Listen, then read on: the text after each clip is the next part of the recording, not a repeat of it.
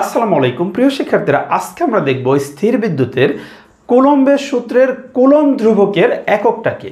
দেখো, কুলম্ব সূত্রটি তোমরা শিখেছো F equals K into Q1 Q2 divided r square. আচ্ছা, এখান থেকে এই কেটাকে বলা হয় কুলম্বের ধ্রুবক। দেখো, K into Q1 Q2 equals F এর সঙ্গে কিন্তু আর স্কোয়ারের গুণ হলে হবে F আর স্কোয়ার, বা কে ইকুয়ালস কী হবে এবার বলো, F r square divided Q1 Q2।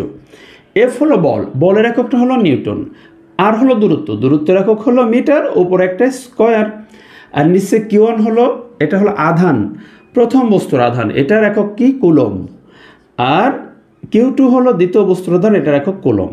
তাহলে এইখান থেকে দেখো উপরে আসে নিউটন মিটার স্কোয়ার, আর নিচে কুলম্ব গুণন কুলম্ব সমান কুলম্ব স্কোয়ার।